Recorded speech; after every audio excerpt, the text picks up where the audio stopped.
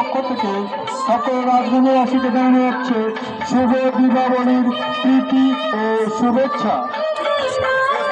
2025 সালে ডায়মন্ড ক্লাবের কালী পূজার বিশেষ আকর্ষণ পুরুষের কঠোর পরিশ্রম, ভালো থাকার জন্য নয়, ভালো রাখার জন্য।